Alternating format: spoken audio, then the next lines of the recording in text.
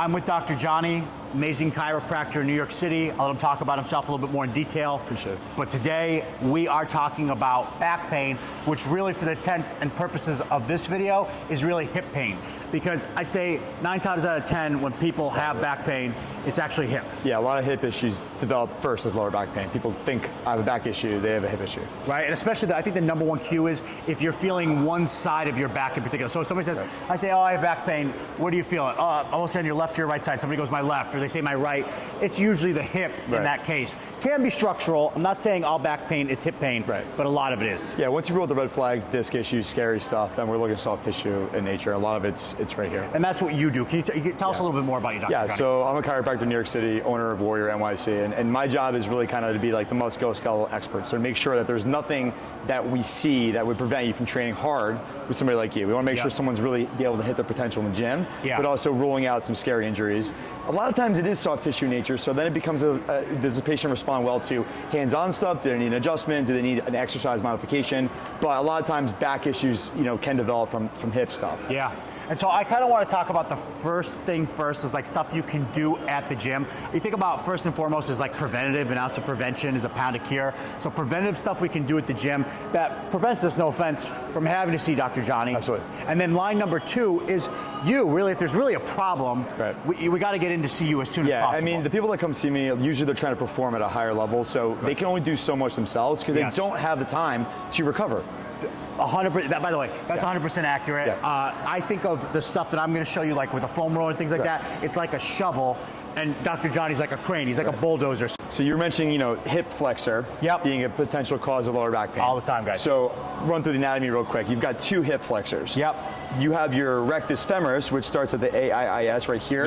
Goes below your knee, right? So it's involved in that hip and knee movement. And a lot of times that hip flexor can even develop to cause knee pain. Besides back pain. And that's a whole separate issue. IT band stuff and rectus femoris issues. The psoas is the one that is kind of deep in here, and it actually only crosses your hip joint, but it inserts on your lumbar spine. So when you're sitting all day, you're rounded forward, you lose this natural lumbar lordosis, meaning that C-shaped curve in your lower back, right? You like luxury cars, you sit in a Porsche, it's gonna push in that lower back and keep you And everybody upright. has some rounding in the back of their spine, like you can see here. Everybody can flatten out a little bit more, but it's natural to have some rounding. It just really can easily get aggravated. So I'm gonna teach Jacob a way to kind of isolate that psoas stretch in neutral spine, make sure that we are isolating the hip flexor, and the lower back is completely taken out of the stretch. So we're really getting to the root of the cause. So Jacob's gonna be in a lunge position, okay? So he feels pretty comfortable. He's done this, I'm sure, a million times with patients and clients, right? You're the first one I've ever done this with. So we want, a 90-degree angle. We want your foot underneath your knee. This looks good, okay? The other thing we want at 90 degrees is your hip. So we want your glute and your lower back to kind of just be nice and upright, right? From this position, we're talking about neutral spine. So everybody should have a nice natural curve in their lower back. I want you to round out, go forward. Okay, that's lumbar extension. People start leaning backwards to get more of a stretch. They're getting it from their lower back. So we want to keep you nice neutral spine, just a nice natural resting curve right here, okay? And then from that, we want to go head up and chest up. We want to make sure that this stuff is all nice and relaxed. Before he ever goes into the lunge position, I want you to do what's called a pelvic tilt. A pelvic tilt, for lack of a better description, is you're going to kind of tuck your ass cheek underneath, right? So we're going to kind of squeeze your glutes and tuck underneath. That's the number one thing I think to think about is squeeze your glutes. Yes, so we get you in that stance we're talking about. The natural lumbar lordosis, right? Keeping that neutral spine. That automatically engages the hip a little bit. Core, head up, chest up. Before you go forward into a lunge, we're gonna do the pelvic tilt. So picture there's a rod going through your hips, like a dial. And you're just gonna kind of dial it back a little bit, right? There you go. And when you do that, you're gonna feel the hip flexor on the downside. I already do. Let's actually switch sides. I'm gonna show the other one. So the second I do that, that hip flexor lights up. So this leg out, okay. So you're gonna kind of pelvic tilt, right? And then what you should feel immediately is this psoas kind of locked in. Okay? We're keeping that curve, and now you're gonna just drive forward. And you're not gonna notice, you're not gonna go very far. You should feel that stretch building up. That's all I really can. We're talking like 2-3 inches max. Without dropping the glute squeeze, that's as far as I can go. So the difference between what Jacob's doing right here, and a lot of times you'll see people that are here and they're rounding out, they're going forward, and they think that they're getting a really nice stretch. No, it's true. Look at all this. So we're isolating that psoas to really get the hip flexor out of the equation and going forward. Beautiful. Yeah. So again, I instantly feel that hip flexor stretch when doing it. It's a very small range of motion, guys. We're gonna come up against the wall here. Which knee do you want me down? Right I want you to come around this way, and I want you to come down on one knee for me. Now, you have to line it up to where it's proper. And again, we want that 90 degree that we talked about before. So his ankle is underneath his knee. He's at that 90 degree spot. And then I like to take this arm, and I like to use it as like a second foot. Yep. Then I'm gonna take his other foot, and I'm gonna place it up against the wall. Put your foot back so it's back to 90 degrees, and then sit up for me. And then what I have people try to do is sit up as straight as possible and really stretch through. And I find when you sit up straight, you get that hip flexor kicks on as well. And again, squeeze the glute and brace the ab. And again, this is more severe. Maybe it doesn't work for everybody. I am not pretending to be a physical therapist. I am not pretending to be a chiropractor, but I am is giving you a quad hip flexor stretch that I think a lot of times helps people with lower back and more to the point hips. And so the better you get at this, the closer you can put your knee to the wall. Woo. It's gonna get very tight here, right? Extremely tight. And again, this is probably not for everybody, but for a lot of people, especially if you're able to train, if you're able to go squats and things like that, then you should be able to do this exercise. I would keep a pillar there so you're balanced, so you're not rolling onto your kneecap. Great. And moving 2 to 3 inches at a time, right? We want a really small contact point That is over what I and tell over people again. all the time. Stay in a very small line. Find the spot of You don't pain. want you see guys rolling over the thing like they're on a ride. You really do, and you want to think about it like 2-3 inches. Movement, and I find the spot and I look for my, like right there, it's very, very tight. I just find a spot, hang out there for 5 seconds, move on.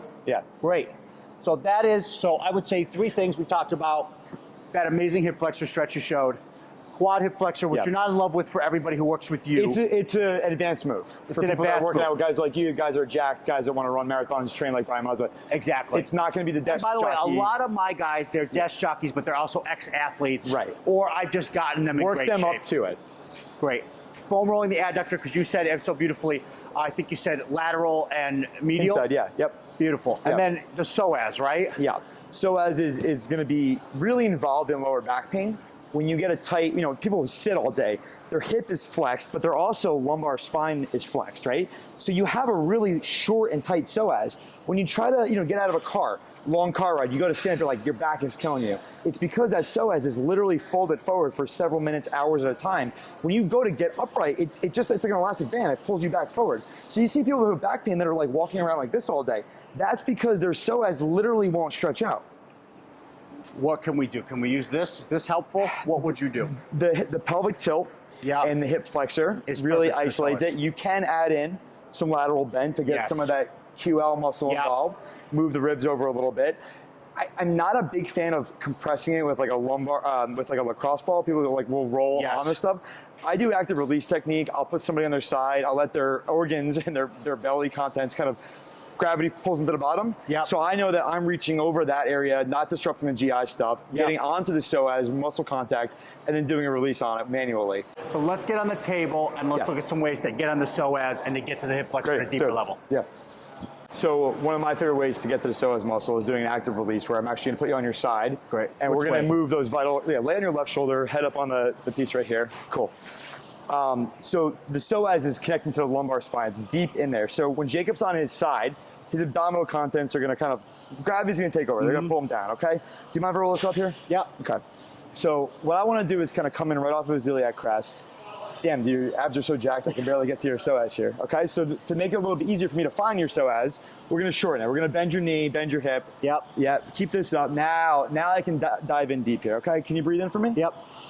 Breathe out. I feel that psoas pushing up on me a little bit. I'm going to go deeper. Good. Take a big breath in. Breathe all the way out. And as we're coming out, I'm going to take his hip through extension.